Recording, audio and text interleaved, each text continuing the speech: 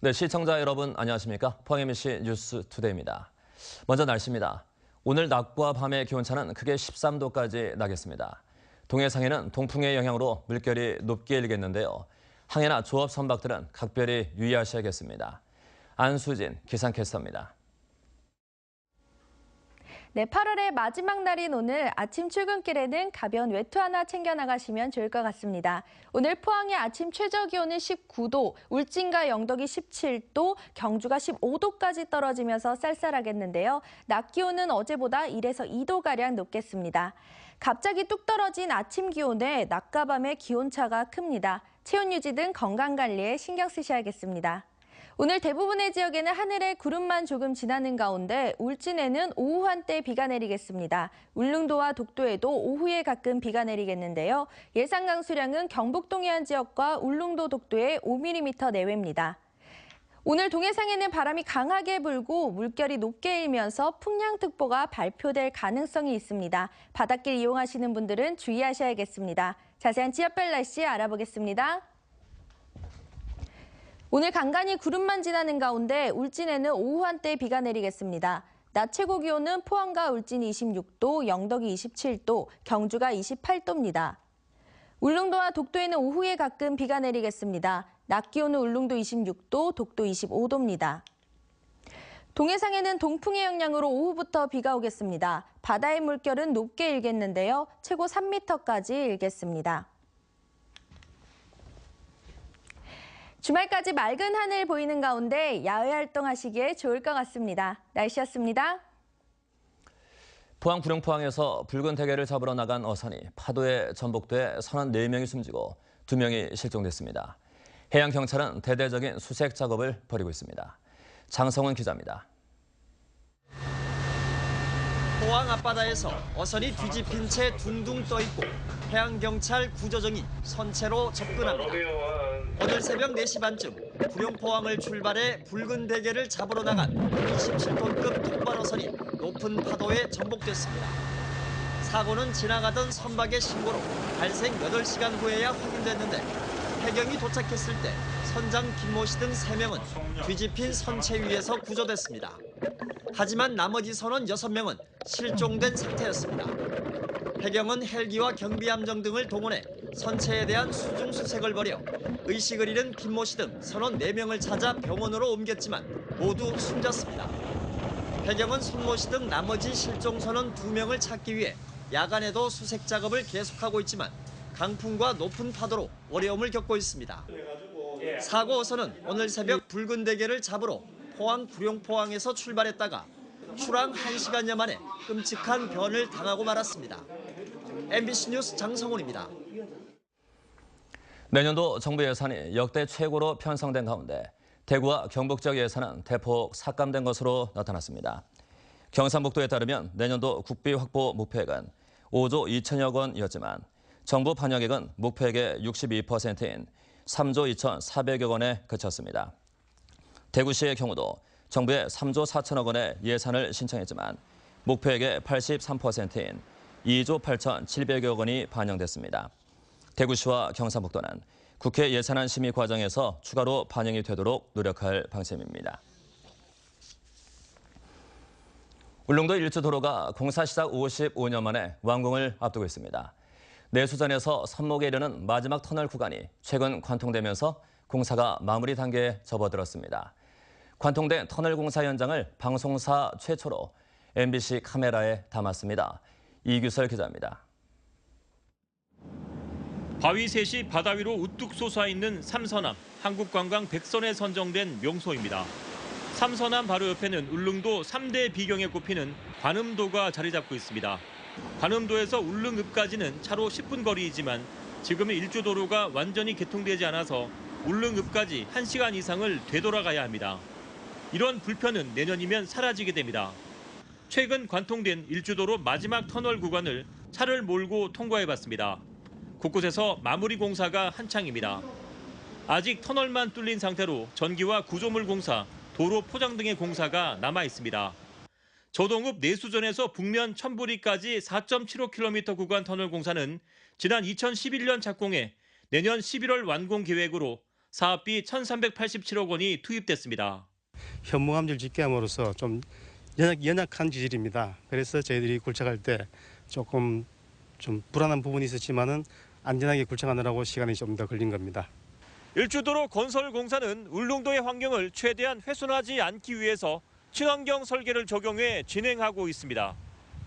울릉군은 해안 일주도로가 완공되면 주민 통행 불편 해소는 물론 관광객이 동선이 짧아져 울릉 관광 활성화에 새로운 전기가 될 것으로 기대하고 있습니다. 우리 울릉에 대해 가지고 일주도로 교통 문제는 전체 우리 주민들 흥분을 하고 많은 기대를 갖고 있습니다. 울릉도 일주도로 건설 사업은 지난 1963년 국가재건최고회의 의결로 사업 계획이 확정된 이후 무려 55년 만에 결실을 보게 됐습니다. MBC 뉴스 이규설입니다. 울진군의회 장시원 의원은 어제 제219회 임시회 5분 발언을 통해 군에서 의욕적으로 추진한 대형 사업이 사전 소통 부족으로 오히려 주민들로부터 부정적인 평가를 받는 경우가 많다고 지적했습니다. 예를 들어 근남면 수산리에 완공한 가축분뇨 병합처리 바이오 가스화 시설의 경우 사전 설명 부족으로 많은 예산 투입에도 불구하고 주민들의 불만을 사고 있다고 주장했습니다. 한편 원전 지원금 등의 영향으로 울진군의 한 해 예산은 약 8,100억 원으로 인근 지자체인 삼척시 4,600억 원, 영덕군 3,700억 원에 비해 2배 가까이 많습니다. 부안시민단체가 국정농단 사태와 포스코 비리 의혹, 지속적인 노동 탄압구와 관련해 포스코 권호준 회장을 검찰에 고발했습니다. 포스코는 법적으로 대응하는 방안을 검토하고 사내 외주 직원에 대한 지원 방안을 적극 검토한다고 밝혔습니다. 장미쁨 기자가 보도합니다. 대구 경북 사회연대 노동포럼은 권호준 포스코 회장에 대한 고발장을 검찰에 접수했다고 밝혔습니다. 이들은 2014년 취임한 권 회장은 최순실 등 국정농단 세력의 입김을 받아왔고 K스포츠재단과 포레카 등을 통해 이들에게 협력해왔다는 의심을 지울 수 없다고 주장했습니다. 그럼에도 권 회장은 지난 3월 연임에 성공한 뒤 지금까지 제대로 된 수사를 받지 않고 있다며 검찰 재조사를 촉구했습니다. 전번 수사가 미진해 있고 그리고 아직도 국정농단 세력들과 같이 공생을 하고 있고 그럼으로써 지역에서는 변화도 기대할 수 없고 그래서 저희들이 다시 한번 강력한 재조사를 통해서 이들은 또 포스코가 1990년대 이후 지금까지 노조 탄압 정책을 고수하고 있다고 주장했습니다. 그동안 노조원들을 해고하거나 직무를 변경시켜 노동조합이 전혀 성장하지 못했고 최근에는 협력업체 5개 노조 결성도 방해했다고 밝혔습니다. 노조 조직률을 높였으면 그런 정부에서도 그런 생각을 하고 있는데 포스코에서는 지금까지 시대에 뒤떨어진 그런 행위를 하고 있는 것 같습니다. 다수가 외주사든 직영이든 노동조합을 원하고 있습니다. 이와 관련해 포스코는 권호준 회장에 대해서는 대응할 필요가 없으며 소득 양극화 해소에 동참하기 위해 사내 외주회사 직원에 대한 지원 방안을 검토 중이라고 밝혔습니다.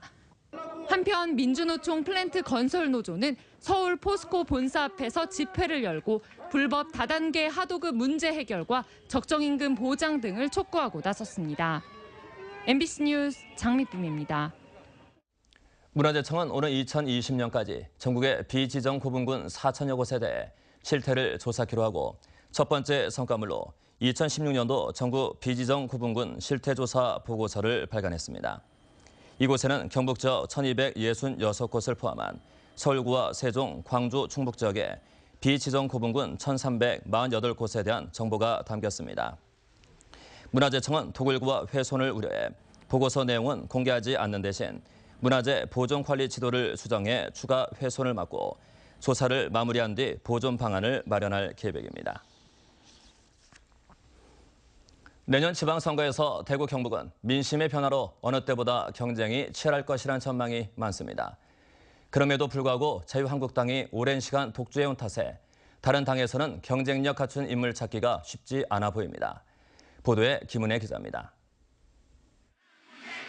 집권 여당이 된 더불어민주당은 지난해 총선과 올해 대선을 거치며 대구 경북에서의 가능성을 확인했습니다. 국정 지지율과 함께 당 지지율도 지역에서 선전을 이어가고 있지만 현역 단체장에 맞설 후보를 찾는 데는 어려움을 겪고 있습니다. 최근 대구시당 위원장이 당직 정지 6개월의 징계를 받으면서 조직 정비도 늦어져 지방선거 준비에 차질을 빚고 있습니다. 인정협의위원회는 구성이 언제쯤? 시당위원장님이 직무대행이든 어떻게든 오시면은 곧바로 좀 시급하게 좀 해야 되겠죠. 일단 총선 지방선거 기획단 또 이제 구성하고. 바른정당 역시 대구 경북을 기반으로 새로운 보수의 뿌리를 내리겠다는 각오지만 경쟁력 있는 후보 찾기는 만만치 않은 상황입니다. 보수 성향의 후보 상당수가 자유한국당과 바른정당 사이에서 저울질하고 있고 박근혜 청산을 전제로 양당의 통합론도 흘러나오고 있어 후보군 구성에 좀 더 많은 시간이 걸릴 전망입니다. 자한당 쪽에서 밀리면은 한번 부탁하자. 일단은 이러거든요. 그러고 몇몇 분 같은 경우 아예 바른정당으로 나오시겠다는 분도 있는데 추석 지나고 나면은 무력정 되면 아마 거의 조금 이제 구체적으로라도. 지역에서 자유한국당이 오랜 시간 독주하며 많은 후보군을 갖추고 있는 반면 나머지 정당들은 경쟁력 갖춘 후보 찾기부터 어려움을 겪고 있습니다. MBC 뉴스 김은혜입니다. 한국은행 포함본부는 추석을 앞두고 자금 조달에 어려움을 겪는 지역 중소기업에 200억 원 규모의 추석 자금을 특별 지원합니다. 지원 대상은 경북 동해안 지역 중소기업에 대한 운전자금 대출이며 부도나 폐업업체, 주채무 계열 소속 기업체 등은 제외됩니다. 대출 기간은 9월 4일부터 29일까지며 업체당 한도는 금융기관 대출액 기준 5억 원 이내로 은행 대출 실적의 최대 50%를 연 0.75%의 저리로 지원합니다. 요즘 고추 수확이 한창인데요. 올해는 봄 가뭄에다 여름철 잦은 비로 각종 병해가 번지면서 고추 작황이 부진합니다. 성나기 기자가 취재했습니다. 고추 주산지인 안동시 이안면입니다. 들판마다 고추를 따느라 분주하지만 손에 들어온 고추는 별로 없습니다. 고추에 반점이 생겨 상품 가치가 없어 그냥 내다 버려야 할 형편입니다. 최근 자주 내린 비 등 일조량 부족으로 탄저병이 번져 멀쩡한 것이 거의 없습니다. 농사 참 반 접어요. 참 농약값도 못 빼낼 정도래요. 올해 실정이. 작황이 나쁘다 보니 수확량도 크게 감소할 것으로 보입니다. 경북 지역 최대 고추 경매장으로 지난달 22일부터 경매에 들어간 서안동 농협 고추유통센터. 지금까지 경매 거래량을 보면 홍고추는 306톤으로 지난해 같은 기간 567톤보다 45%나 줄어들었습니다. 건고추는 230톤이 경매돼 37%가 감소한 것으로 나타났습니다. 홍고추만 경매하는 북안동 농협도 작년엔 459톤이었지만 올해는 309톤에 그쳤습니다. 올해 재배 면적이 10% 정도 감소한 탓도 있지만 장마철 이후 잦은 비로 전국적으로 병해가 발생하면서 고추 수확량 감소가 우려되고 있습니다.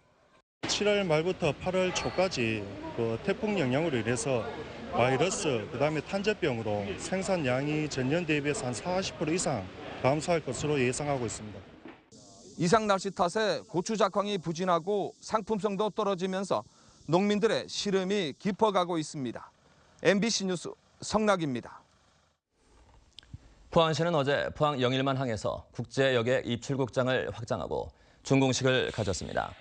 입출국장은 여객 대기실 포함해 검역대와 심사대, 세관 검색대, 관광 안내소 등이 일직선상에 배치했고 입출국 시간을 1시간 이내로 줄이기 위해 입국 심사대를 설치했습니다. 또 10만 톤 규모의 크루즈선이 안전하게 접안할 수 있도록 시설을 개선했고 다음 달 2일과 22일 두 차례에 걸쳐 대형 크루즈선이 입항할 수 있도록 모든 준비를 마쳤다고 밝혔습니다. 포스코 그룹 6개사가 어제 서류 접수를 시작으로 하반기 대졸 채용 공모에 들어갔습니다. 올해 채용은 포스코와 함께 포스코 대우, 포스코 건설, 포스코 에너지, 포스코 캠텍, 포스코 ANC 등 포스코 그룹 6개사가 동시에 진행하고 서류 마감은 9월 15일 오후 2시까지이며 인적성 검사와 면접을 거쳐 11월에 최종 선발합니다. 한편 포스코는 다음 달 4일 부산대학교에서 신입사원 채용 설명회를 페이스북 라이브로 생중계할 예정이며 9월 14일 대한민국 청년 일자리 박람회에 참여해 이력서와 자기소개서 작성 등 맞춤형 1:1 상담도 진행합니다. 울릉군이 전국 자치단체 가운데 고용률이 가장 높은 것으로 나타났습니다. 통계청이 그제 발표한 2017년 상반기 지역별 고용조사 결과를 보면 울릉군의 고용률은 81.3%로 전국 최고를 기록했습니다. 울릉군의 고용률은 지난 2013년 79.3, 2014년 81.7, 2016년 79.5%를 기록하는 등 5년 연속 전국 1위를 기록하고 있습니다. 한국원자력환경공단은 지난달 말 경주시 충효동에 마련한 신사옥으로 이사를 마치고 어제 준공식을 가졌습니다. 신사옥은 지상 1층, 지하 1층에 업무와 부속 건물 등 6동으로 지어졌고 지열 냉난방에 800m의 건물 옥상 산책로를 만드는 등 에너지 1등급을 적용한 친환경 건축물로 설계됐습니다. 원자력환경공단은 지난 2011년 3월 지방 이전 공공기관 최초로 본사를 경주로 이전해 6년여 동안 옛 경주여중을 리모델링해 임시사옥으로 활용해왔습니다. 경상북도 교육청은 풀브라이트 재단과 국립국제교육원과 협력해 원어민 영어 보조교사 24명을 도내 학교에 신규로 배치했습니다. 원어민 영어 보조교사는 국내 연수를 거친 뒤 일선 학교의 정규 수업과 방학 중 영어 캠프 등에 배치될 예정입니다. 현재 도내 450개 학교와 8개 영어 체험센터에서 262명의 원어민 영어 보조교사가 실용 영어 교육을 담당하고 있습니다.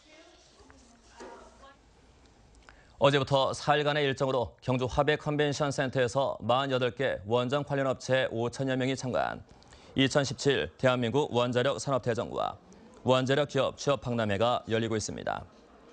올해로 3회째인 산업대전은 처음으로 원자력 기업 취업 박람회를 연계해 열리고 원전 기업 전시회와 관련 세미나, 수출 상담회 등이 동시에 진행됩니다. 지난달 국회에서 추경 예산안이 통과되면서 중소기업에 정책 자금이 추가로 지원됩니다. 대구 경북지방 중소벤처기업청은 중소기업 정책 자금 추경 예산 8천억 원 가운데 대구 경북 지역에 배정된 추경 예산은 840여 원으로 정책 자금을 희망하는 중소기업은 중소벤처기업부와 중소기업진흥공단에 신청하면 됩니다. 이번 추경 예산은 중소기업의 고용 창출과 일자리 개선을 위한 것으로 신청이 많을 경우 고용 계획이 있는 기업을 우선 심사할 예정입니다. 울릉군은 전국의 파워블로거 30명을 울릉도로 초청해 온라인 홍보에 나섰습니다.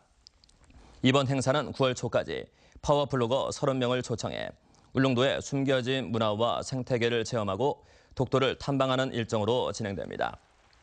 울릉도는 본격적인 가을 관광철을 앞두고 인터넷을 통해 울릉도를 알리기 위해 파워블로거 초청 행사를 마련했습니다.